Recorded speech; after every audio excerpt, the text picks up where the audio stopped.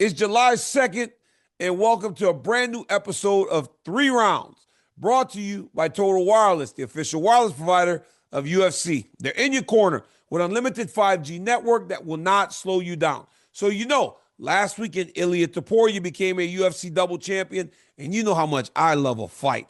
That's why I enjoy doing 3 Rounds so much. So I've been in training camp. Last time I done bust somebody up the head on this show was Chris Weidman 2 years ago, and they've been refusing, they've been running. So in comes Dean Thomas to try to step up to the challenge. What's up, Dino? I ain't running from nobody. When I heard the challenge was out there, I was the first one to step up because I'm here to take your head clean off your shoulders. Hey, this boy about to try to bust my ass. But, hey, that's why we train. That's why we train. That's why we get ready. Hey, y'all know that we don't put about 20, 30 episodes of 3 Rounds in the bank for us. So I'm ready for the fight. So let's go. I'm going to show you how Ilia Topuria last weekend beat Charles Oliveira to become the lightweight champion, making him a double champ. Now, Ilia Topuria on yesterday was announced as the new number 1 pound-for-pound fighter in the world. Dean Thomas, do you agree with that? Do you think, though, that by Ilia becoming the lightweight champion, he's pound-for-pound number 1? Absolutely. When you look at his strength of schedule, when you look at the guys that he's beaten, he was already, even without the Charles Oliveira win, he was already in the ranking to being one of the best. I would say top 3, top 5 for sure, maybe top 3. But the win over Charles Oliveira, first round knockout, solidifies Ilia Topuria as the number 1 pound-for-pound fighter in the world, no doubt about it. So, Dino, I was talking to Arman Sarukian yesterday, and he said to me, it was expected that Ilia would beat Charles Oliveira. So that has no bearing on the entire thing. The fact that he won a fight that many say he was supposed to, I get it. But I must say this, I agree. I think pound for pound does your fighting style translate weight classes? We saw by knocking out Volkanovski, by knocking out Holloway, his fighting style is effective at 145. Before he started as a bantamweight, it was effective there because he's undefeated. Now he's the lightweight champion. I agree. I think that at this point, he is number 1 pound for pound because he has shown that his fighting style, regardless of the weight class, is effective. But not only effective, Dino, he is knocking dudes out. So the power has followed him up to lightweight as it was at 145. He's so clean. It's his technique, and it's not necessarily just his power, like he's like bench pressing all this weight. His technique is so clean that when he's hitting guys and he's hitting them right on the spot, they can't hold up. I believe that he'll knock out anybody from anywhere up until 170. Really? I do believe his power will translate into 170. I swear, I really believe. So you're telling me right now you think he beats Islam?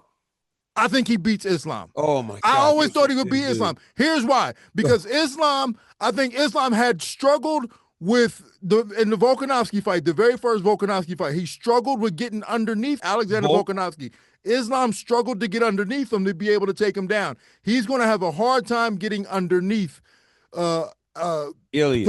He's going to have a hard time getting underneath Topuria to take him down. If you don't take him down, he's getting knocked out. So I would imagine that you don't agree with my next point then, because I was going to say he is the number 1 pound-for-pound fighter today. But if Islam is able to beat Jack Della Maddalena, it flips again. And then Islam goes back to number 1 pound for pound. Only because it is, Dean. Dean, listen. Only because it is. Fighting style will then be proven to go up to the next weight class. So then Islam will have done everything Topuria has done at a heavier weight, 4 title defenses at 155, and then the new champion at welterweight. So yes, I agree. He is pound for pound number 1 today. But I think the moment if Islam is able to win, he then goes back to pound for pound number 1. Absolutely not. Because the win over Jack Della Maddalena doesn't really prove it. I mean, in fact, Jack was like ranked 7 until he won the belt. But this Jack's not a Hall of Famer, like the way he don't have the strength of schedule that Ilia got. Ilia right now will only fight fights he's supposed to win until he fights Islam. Because every one of his challengers, right now, he's minus 600 against Patty. He's minus 300 against Arman. He's minus 350 against Justin. Only person he's an underdog to is Makhachev. So if Makhachev becomes the welterweight champ, doesn't he go back to pound-for-pound number one, Dean? Absolutely not. The fact that Ilia is such a strong favorite already says enough about how good we think he is. I think he's great too. And if Makhachev beats Jack Della Maddalena, that to me, that's not really the feather in his cap that he needs. He needs to beat a stronger opponent. I think he needs to beat a Hall of Famer. If he were to knock out Kamaru Usman, that would be different. If Islam wins that belt at 170, does it make him pound-for-pound number one again, or does Ilia still stay there? Because Ilia does have a claim for it. The kid is phenomenal. He is an amazing fighter. He's tremendous. But I just think that the reason he jumped him is because he just won his second belt. But the moment Islam does, if he does, I think he goes back to number one. I'm gonna show you how I'm experienced. Round two, Dino. Jamahal Hill. That was a good round. I mean, you pressed me against the cage a little bit. You hit me a couple body shots, but it's okay, though. It's okay. I come back. Hey, round two. Former champion Jamahal Hill is on a 3-fight losing streak now. A lot of times, Dean, when people start to lose, they start to kind of talking and trying to explain what's going on. Jamahal said a lot is made of the thing I said before my fight, that Khalil Roundtree was not on my level. And I said the same thing about my last few fights. He said it's on YouTube. But he said, to be honest, I haven't been on my level for a while. I haven't been on that level for quite some time. People underestimated the extent of my injuries with his Achilles and his knees. What do you make of that? What do you make of Jamahal Hill saying that as he's on this streak of bad luck? Well, I wish he had told us before that he wasn't going to be worth a damn. I mean, I'm out there co-signing for my brother like, yo, my man's going to go out there and do big things. And then every time he showed up, and I don't want to say he let us down, but he let himself down. Yes. And it's unfortunate that he let himself down, because I had high hopes for Jamahal Hill.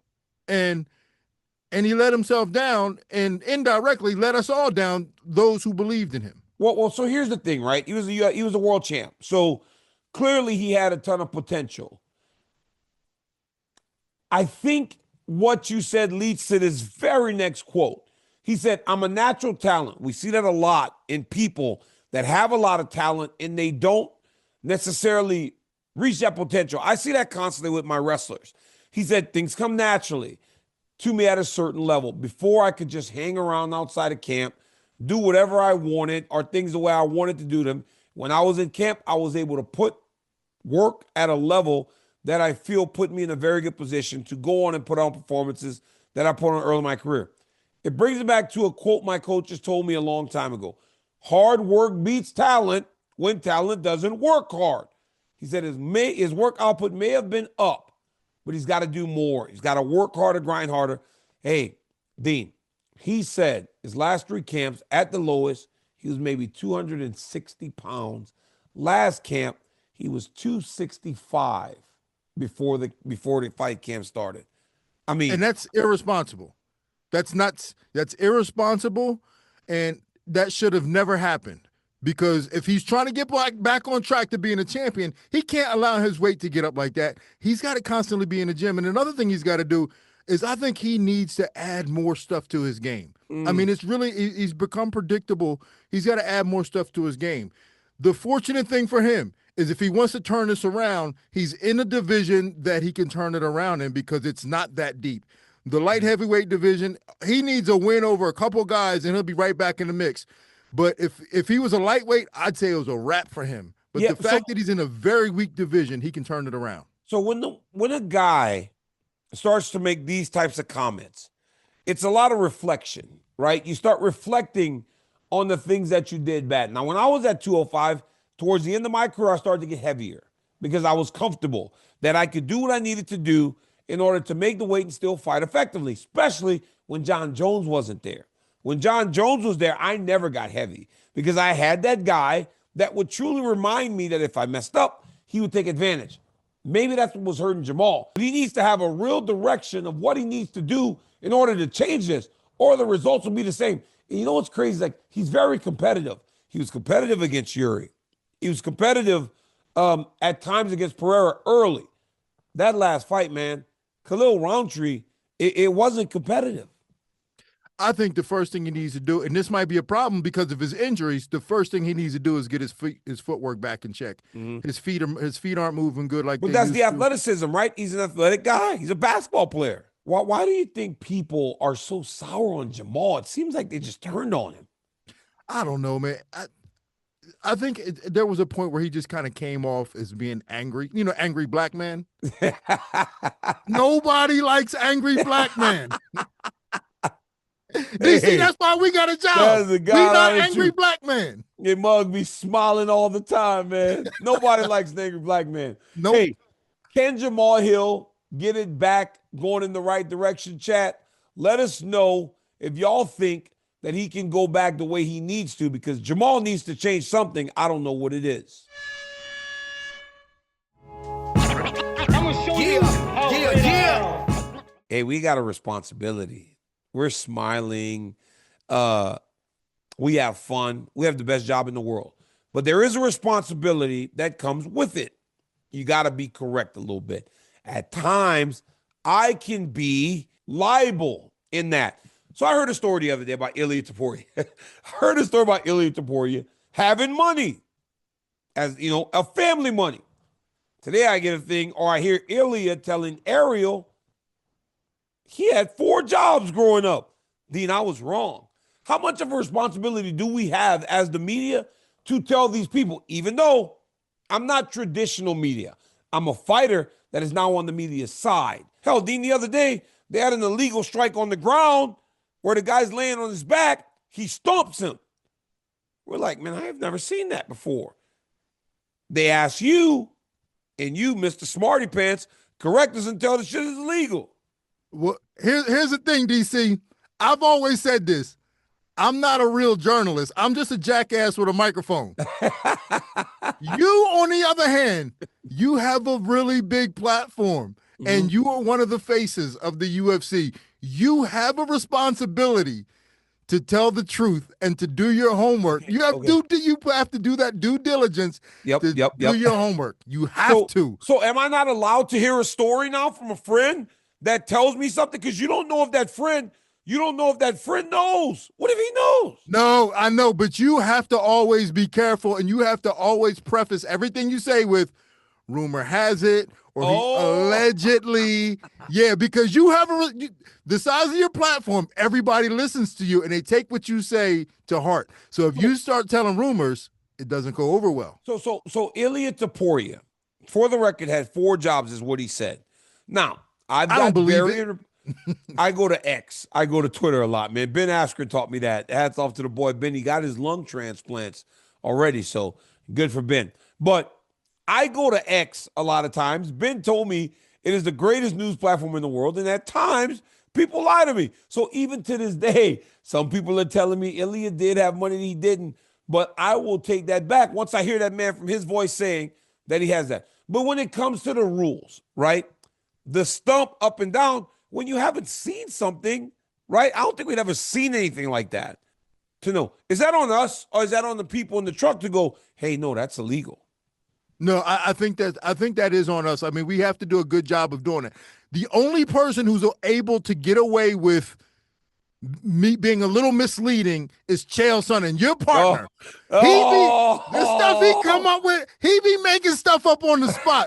I don't know how he come up with the stuff he come up with, but Chael Sonnen will make something up on the spot. He's the only one that is allowed to get away with it because we all kind of know that he's full of shit, but we want to hear it anyway.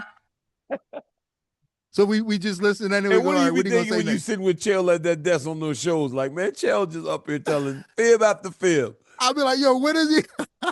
I'm like, he just made that up. He just made that up right now. He's the best. Bro, he's so funny. I love Chael, but sometimes I know he's not telling me the truth, but the story's so good. It's so good that I want to buy into it. Hey, really fast in round 3, talking about responsibility. Jack Hermanson got knocked out bad the other day. Herb was running in to save it, but he was a little slow. Yo, this dude was on his back for like 5 minutes. Where's that responsibility lie, Dean? Is the ref supposed to tackle him? Yeah, the ref should have tackled him. Here's what I think happened, because Herb Dean is a very good ref. He's always on top of these things. I think what happened was Jack was out so bad that I don't think Herb even considered the possibility of Gregory Rodriguez hitting him with another shot. And I think he just moved a little too slow because he didn't think it was going to happen. So here's the problem. You remember what happened with Renato Moicano and Jalen Turner? He thought he had the walk-off knockout. Dude got up and beat him.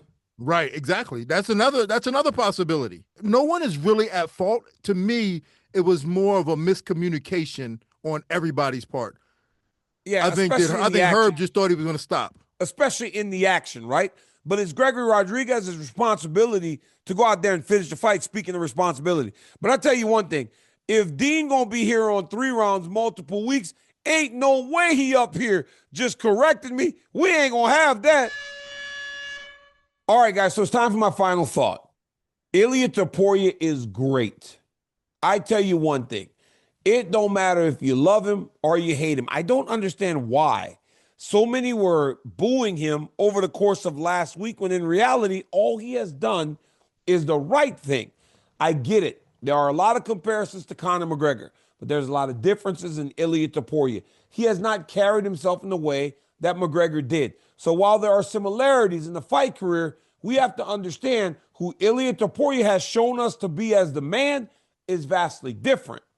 So while the actions are great inside the octagon, to this point, all he has shown us is great actions outside of the octagon. Now, I know my great friends out in Dagestan may not have the best relationship with him, but I do know if I know these guys, they respect what he has done inside the octagon.